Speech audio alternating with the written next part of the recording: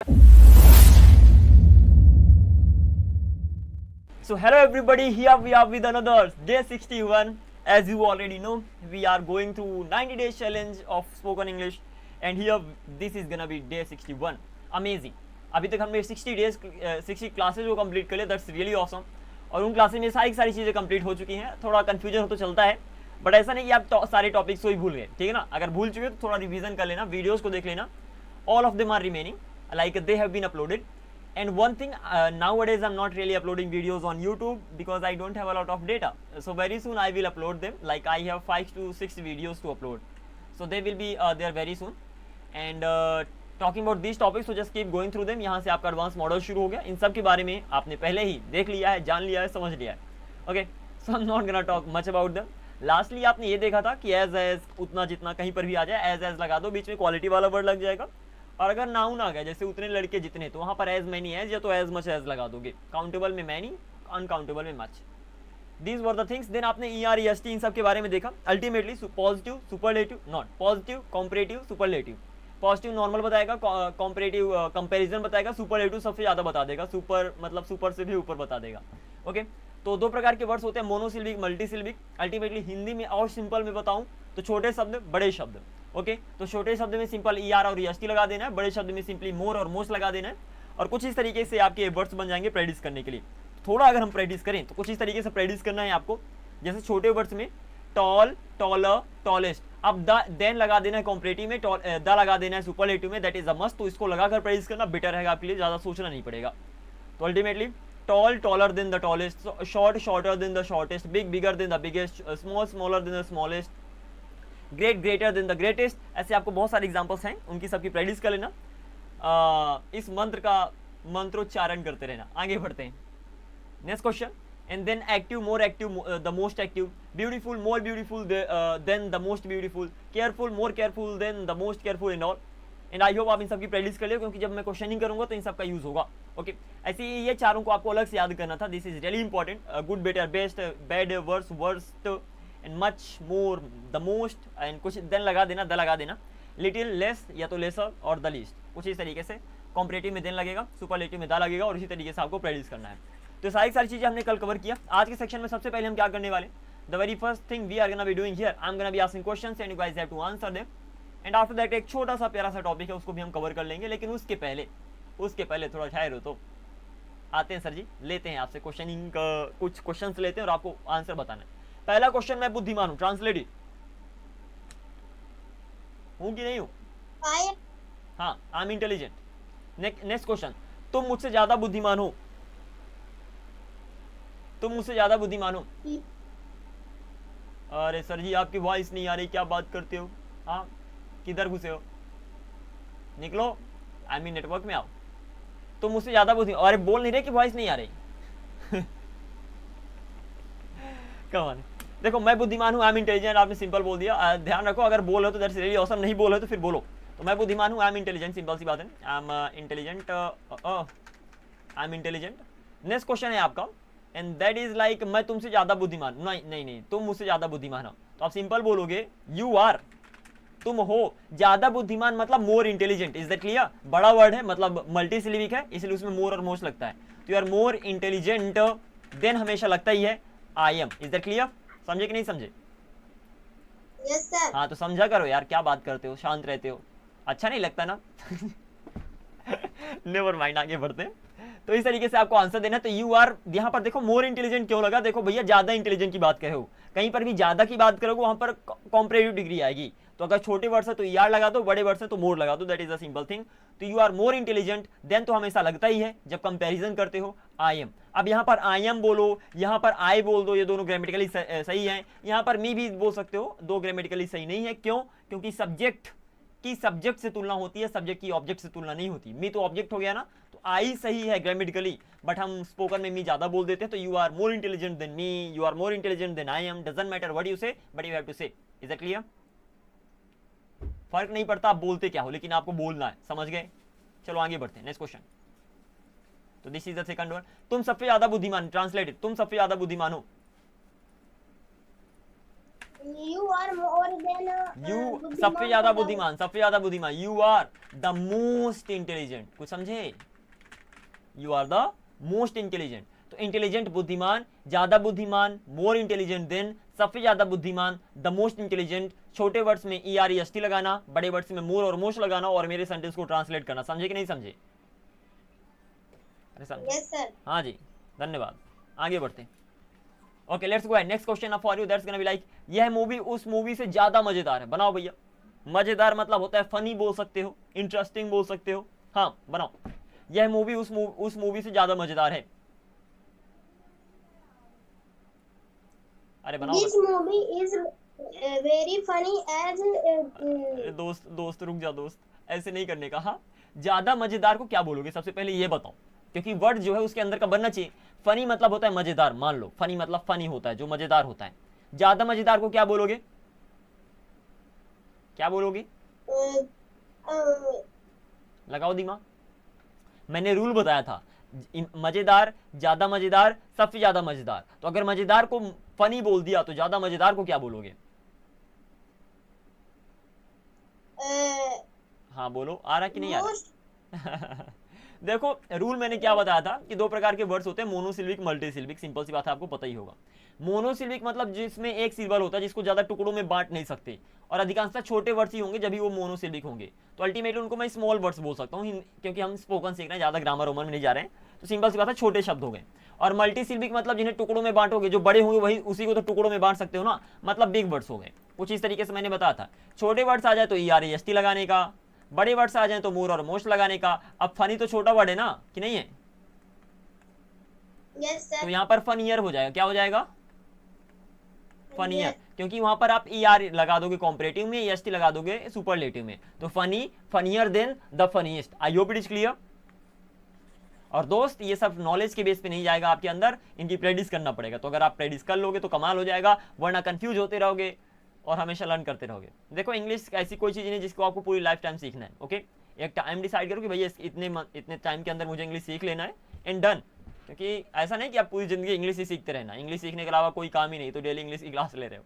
अरे भैया goal set करो, मेहनत करो और डन करो इस पर्टिकुलर जर्नी को। ओके चलो, तो मैंने बोला यह मूवी उस मूवी से ज्यादा मजेदार है, मतलब this movie, okay this movie is ज्यादा मजेदार, फनियर देन दैट वन। कुछ समझे? अरे कुछ समझे नहीं समझे यार, कमाल है।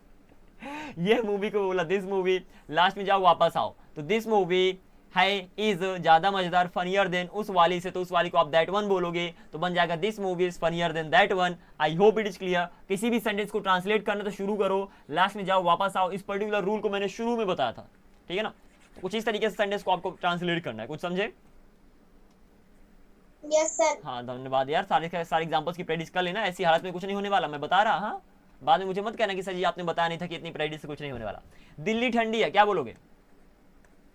दिल्ली इज, मैं ही बताता भैया, दिल्ली इज कोल्ड। पंजाब दिल्ली से ज्यादा ठंडा है। Punjab is so much cold ये as सो मच Delhi. कहां से आ गया दोस्त? ये सो मच कहां से आ गया? ज्यादा ठंडक के लिए सो मच लगाओगे, कमाल है। पंजाब दिल्ली से ज्यादा ठंडा को क्या बोलोगे? अरे बाप रे, मतलब जो मैंने कल पढ़ाया उसकी आपने प्रैक्टिस नहीं की। हाँ ज्यादा ठंडा को क्या बोलोगे? कोल्डर। तो दिमाग को चलाओ। तो Punjab is colder than Delhi. अब मोर नहीं लगाओ क्योंकि छोटा वर्ड है, सिंपल सी बात है, तो दिल्ली कुछ इस तरीके से हो जाएगा। चलो, कश्मीर सबसे ज्यादा ठंडा है, कश्मीर सबसे ज्यादा ठंडा है। अब सबसे ज्यादा ठंडा को क्या बोलोगे? सबसे ज्यादा कोल्डेस्ट। तो कश्मीर इज द कोल्डेस्ट, वहां पर हमेशा लगेगा आपका द, तो कश्मीर इज द कोल्डेस्ट। कुछ इस तरीके से सेंटेंस को बनाने वालों, देखो दोस्त प्रैक्टिस करो। यहाँ पर मैं प्रैक्टिस आपसे ज्यादा नहीं करवा सकते, मैं बार बार बता रहा क्योंकि मुझे रूल्स को कवर करने हैं, बट अगर आप ऐसी मेहनत करते रहोगे तो कुछ नहीं होने वाला। मैं बता रहा। ओके इतनी मेहनत से कुछ नहीं होता दोस्त, प्रैक्टिस करना पड़ता है। कल मैंने जो टॉपिक्स बताए, आपको चाहिए था कि इन सारे एग्जांपल्स की आप प्रैक्टिस करके आते। आई एम नॉट श्योर आपने सारे एग्जांपल्स की प्रैक्टिस किया है। जिस तरीके से आप अभी मेरे क्वेश्चनों का आंसर दे रहे हो, मतलब इन सारे एग्जांपल्स को आपने देखा ही नहीं, ऐसे नहीं होता है। ओके चलो, I hope one day you are definitely gonna practice. Right now I can't really force you much, but I hope you will do it. Okay, let's go ahead. ये सारे एग्जांपल्स की प्रैक्टिस कर लेना. Book में सारे examples given है. आगे move करते हैं, कुछ नॉर्मली क्वेश्चन की क्वेश्चंस लेते हैं अभी तक के रूल्स से रिलेटेड, एंड फिर हम कवर करेंगे नए टॉपिक को. ओके, पहला क्वेश्चन आपके लिए, दैट्स गोना बी लाइक, मेरी बहन बारिश में भीग रही है. My sister is भीगना को क्या बोलोगे? भीगना को get drenched. Okay, get drenched मतलब होता है भीगना. तो क्या बोलोगे? My sister is getting drenched in the rain. Is that clear? In the rain. तुम रो क्यों रहे हो? तुम रो क्यों रहे हो? Why are you crying? Why are you crying? मैं रो रहा हूँ क्योंकि मेरे पास एक मोबाइल नहीं है. I am crying because I don't have mobile. तुम, मेरे पास एक मोबाइल होना चाहिए था. सेंटेंस को सुनना सर जी, मेरे पास एक मोबाइल होना चाहिए था. I should have a mobile. Not really. I should have a mobile का मतलब होता है मेरे पास एक मोबाइल होना चाहिए. समझ लो, I should have a mobile मतलब मेरे पास एक मोबाइल होना चाहिए. शुड का मतलब मोबाइल लिखने का रे, सॉरी तो यहाँ पर मोबाइल लिखने का. तो आई शुड हैव अ मोबाइल, तो शुड का मतलब होता है चाहिए. तो आई शुड हैव अ मोबाइल, मेरे पास एक मोबाइल होना चाहिए. मेरे पास एक मोबाइल होना चाहिए था, तो यहाँ पर चाहिए था के लिए आपने शुड हैव लगा दिया. और जब चाहिए था उसकी मीनिंग होता है शुड हैव के बगल में हमेशा वर्ब की थर्ड फॉर्म लगती है, मतलब शुड हैव हैड हो जाएगा. और सब मैंने बताया था. तो आई should have had a mobile. अब यहाँ पर शुड हैव को शॉर्ट कर दोगे, मतलब कॉन्ट्रैक्ट कर दोगे, तो शुड हैव का शॉर्ट फॉर्म हो जाएगा शुड हैव. तो आई should have had a mobile. तो कुछ इस तरीके से आप एडवांस इंग्लिश बोलते हो sir ji. There is nothing, practice, speak, that is a simple thing. Next question, sir मुझे इंग्लिश बोलना था लेकिन नहीं बोल पाया. सर मुझे इंग्लिश बोलना था लेकिन नहीं बोल पाया. अरे जल्दी से बोलो, आगे भी मूव करना. Sir Sir, I had to speak English. I had to speak English, लेकिन नहीं बोल पाया. But I cannot speak I couldn't English. Speak. कहीं पर भी कोई काम नहीं कर पाते हो पास में, वहां पर कुड का यूज होता है. ठीक है ना? तो I couldn't speak, something like that. तुम इंग्लिश क्यों नहीं बोल पाए? तुम इंग्लिश क्यों नहीं बोल पाए? Oh, why couldn't you speak English? मेरे दोस्त थोड़ा आ जाओ लाइन पे. Why couldn't you speak English? तुम इंग्लिश क्यों नहीं बोल पाए? ठीक है ना? वेल, कुछ इस तरीके से आप आगे मूव करोगे. नेक्स्ट क्वेश्चन, तुम सुबह से शाम तक क्या करते हो? तुम सुबह से शाम तक क्या करते हो? What do you do? What do you do सुबह से शाम तक? From morning to evening. छोटे छोटे सेंटेंस है. व्हाट डू यू डू, तुम क्या करते हो सुबह से शाम तक, फ्रॉम मॉर्निंग टू इवनिंग.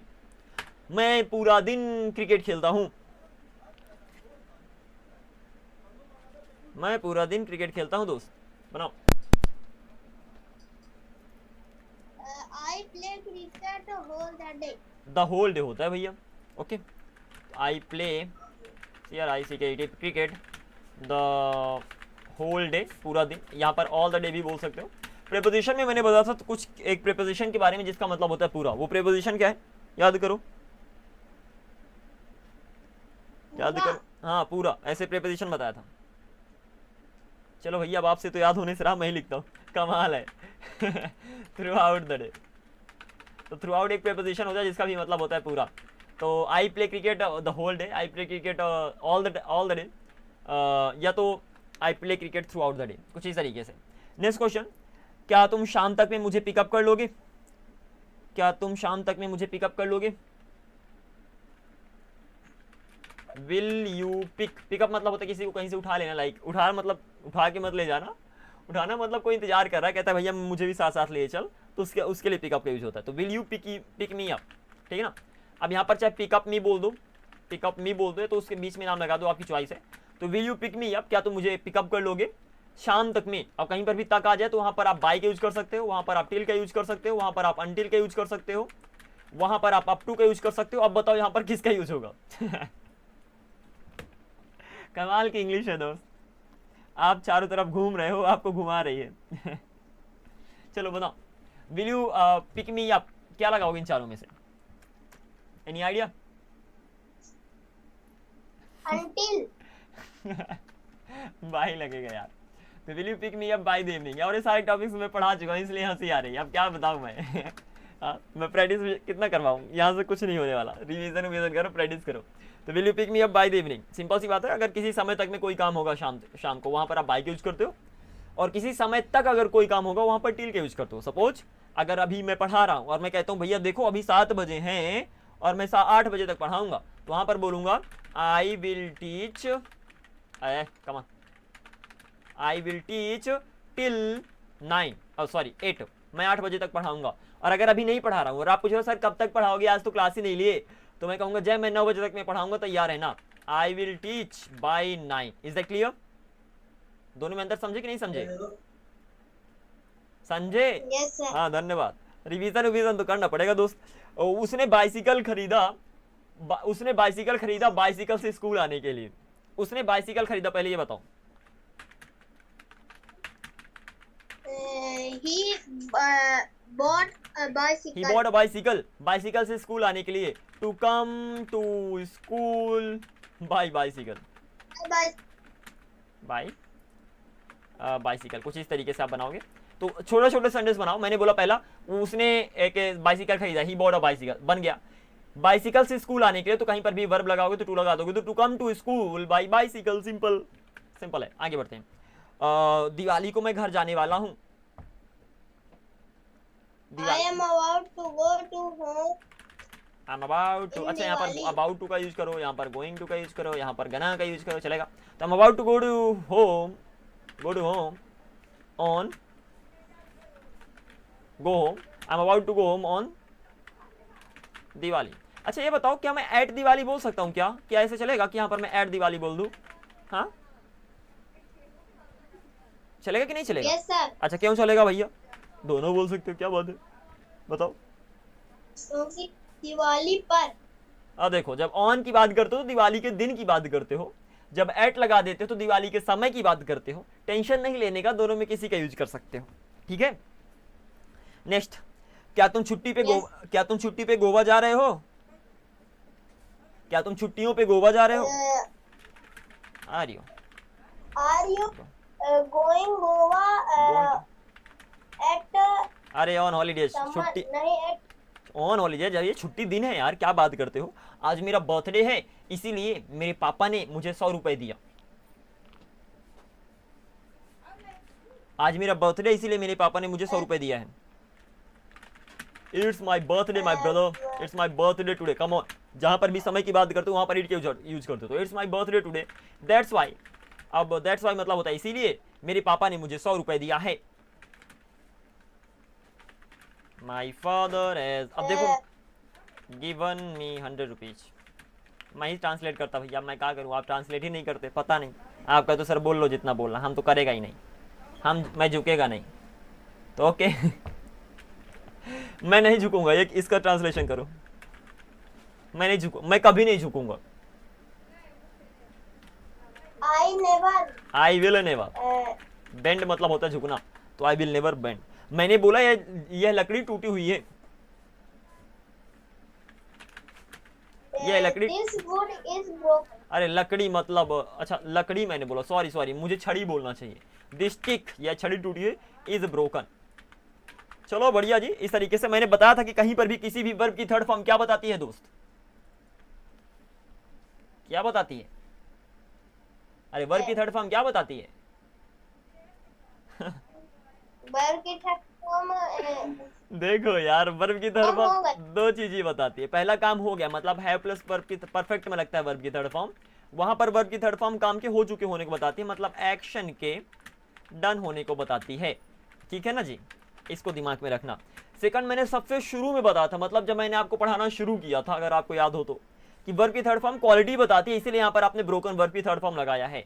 तो अगर टू हैव के बगल में वर्ब की थर्ड फॉर्म आ जाए, जितने रूल्स अभी तक हमने पढ़े, पैसिव वॉइस में मत चले जाना सर, एक्टिव पैसिव भी मैंने पढ़ा है, वहां पर भी थर्ड फॉर्म लगती है, उसको छोड़ो। हैव प्लस वर्ब की थर्ड फॉर्म एक्शन बताएगी, और अगर टू बी के आगे वर्ब की थर्ड फॉर्म लगा दोगे तो वहां पर वो क्वालिटी बताएगी। क्या बताएगी? क्वालिटी। अरे क्वालिटी मतलब क्या होता है बताओ भाई? क्वालिटी मतलब होता है एडजेक्टिव। अब एडजेक्टिव मतलब क्या होता है भाई? एडजेक्टिव मतलब होता है आपकी विशेषता। सिंपल हिंदी में बता रहा हूं, समझ गए? तो सर कुछ इस तरीके से आप आगे मूव कर रहे होगे। सारे के सारे कुछ एग्जांपल्स मैंने लिया था पिछली क्लासेस से, वन थिंग इज क्लियर कि नॉलेज के बेस पे कुछ नहीं होने वाला दोस्त, तो मेहनत करना और कमाल करना, आगे बढ़ते हैं। चलो कुछ नया टॉपिक्स लेते हैं, ये सारे पिछले टॉपिक्स हो गए। सबसे पहले इसको उठाते हैं यहाँ से।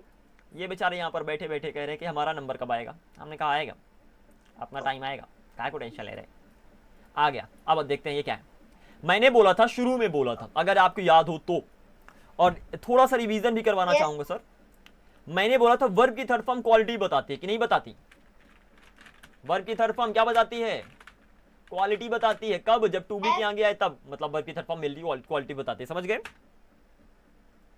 Yes sir. हाँ, जब समझ गए तो जैसे मैंने बोला मैं थका हुआ हूं तो आप बोलते हो आई एम टायर्ड, तो टायर की थर्ड फॉर्म टायर्ड। मैं चिंतित हूं, आई एम वरीड, वरी की थर्ड फॉर्म बन गया। मैं फ्रस्ट्रेटेड हूं, आई एम फ्रस्ट्रेटेड।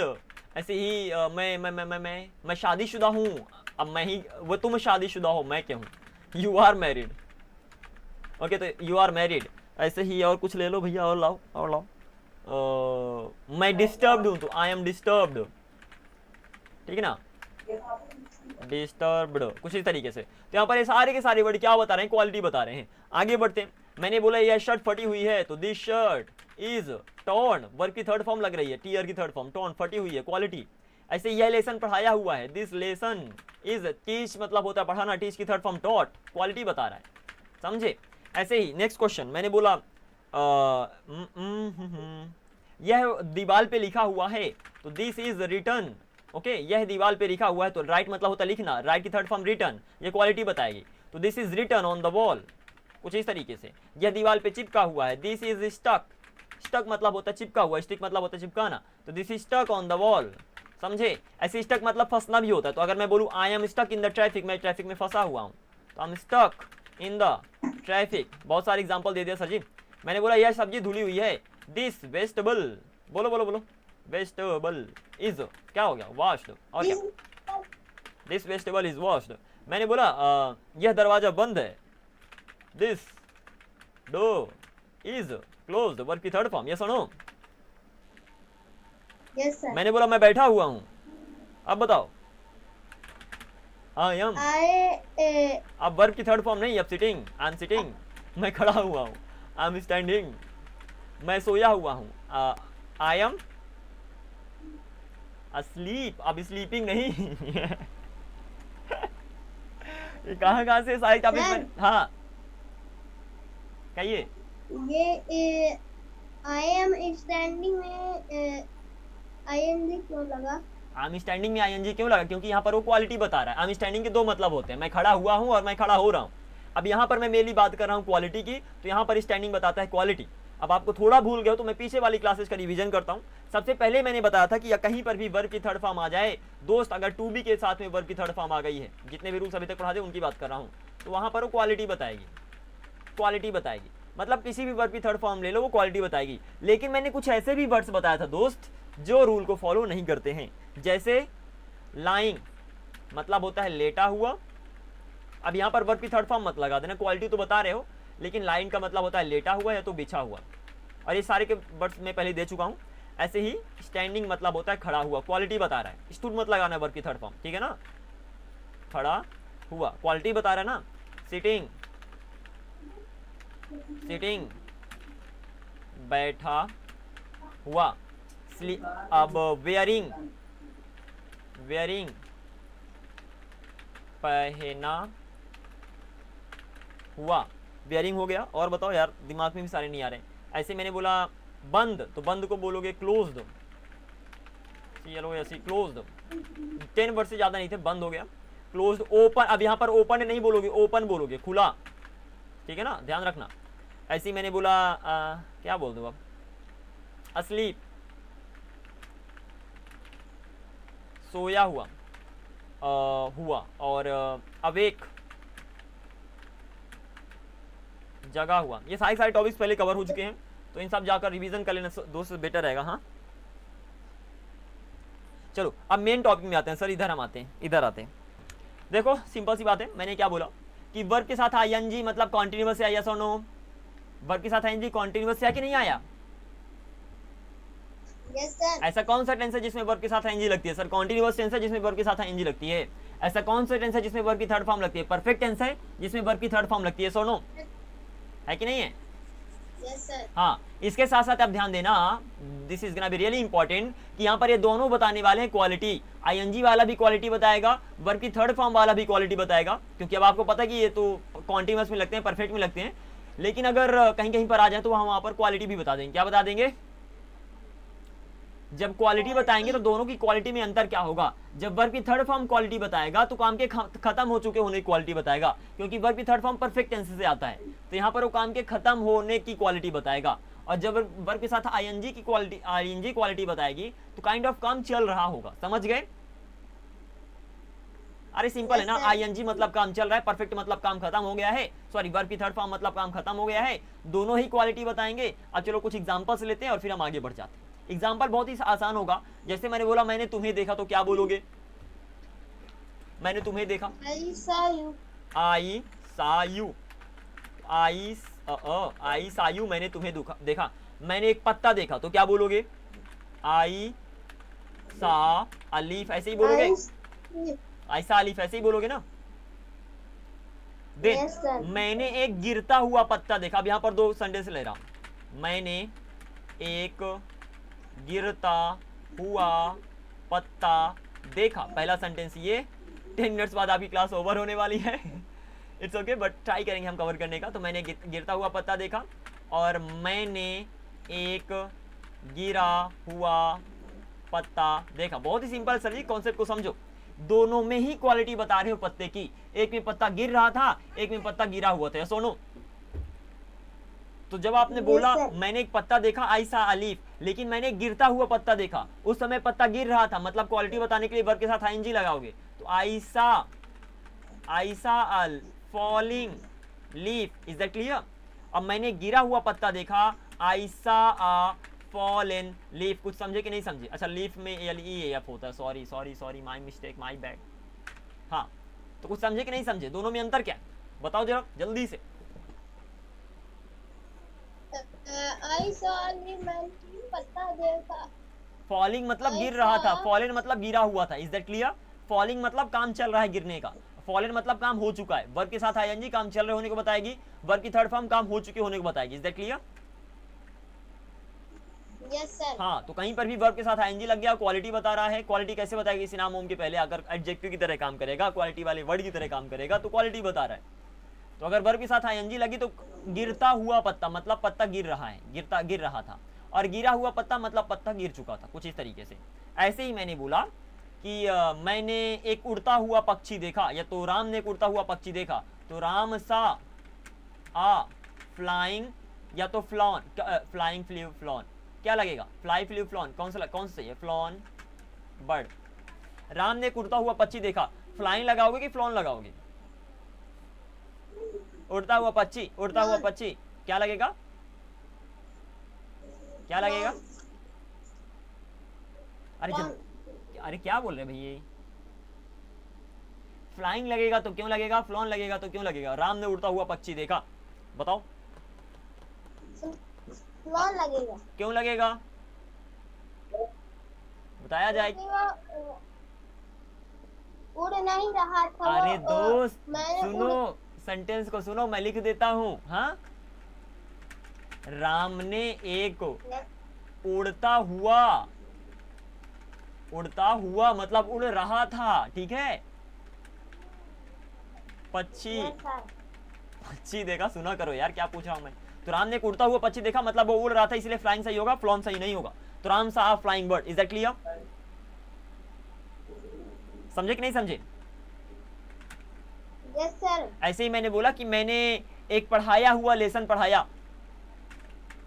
मैंने एक पढ़ाया हुआ लेसन पढ़ाया, ये इसको कैसे बनाओगे? तो मैंने पढ़ाया, I taught a teaching lesson की taught lesson? I taught a taught lesson, taught मतलब पढ़ाई, यहाँ पर वर्ब की थर्ड फॉर्म जो सेकंड टॉट आ रहा है वो क्वालिटी बता रहा है। तो I taught a taught lesson, अजीब सा सेंटेंस है बट हाँ सही है, समझ गए? आई होप इट इज क्लियर। तो बस इसी पर्टिकुलर रूल की हेल्प से आप आगे बढ़ जाओगे। एग्जांपल्स इधर मिल जाएंगे। पहले आईएनजी थर्ड फॉर्म वाले एग्जांपल देखो। I found a broken toy, मैंने, देखो दोनों में अंतर क्या, दोनों सुनो। पहला क्वेश्चन, हिंदी भी मिल जाएगी राइट हैंड साइड में, जाकर देख लेना। इंग्लिश पे फोकस करते हैं। आई फाउंड, मुझे मिला, अ ब्रोकन टॉय, एक टूटा हुआ खिलौना। वर्ब की थर्ड फॉर्म लगी, मतलब खिलौना टूटा हुआ था। Is that clear? I heard, मैंने सुना, अ ब्रेकिंग न्यूज, ब्रेक करती हुई, जो ब्रेकिंग न्यूज मतलब जो सब कुछ तोड़ ताड़ की न्यूज आपके पास आती है, उसी को कहते हैं ना ब्रेकिंग न्यूज। जब लोग कहते हैं ना ब्रेकिंग न्यूज, मतलब अभी अभी न्यूज आ रही है। यस और नो? अरे यस और नो? Yes, sir. Sir, हाँ, I have a question.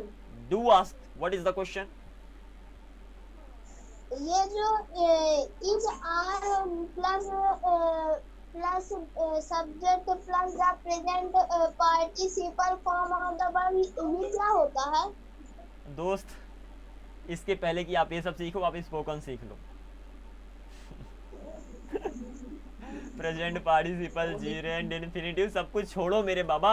सबसे पहले स्पोकन सीख लो। उन सब की नॉलेज के बेस पे कुछ भी नहीं होने वाला। हाँ, एक आध दो नंबर पा सकते हो, that's another case, but again सबसे बाय द वे यहाँ पर वही सब यूज हो रहा है जो आप बात कर रहे हो, ठीक है ना?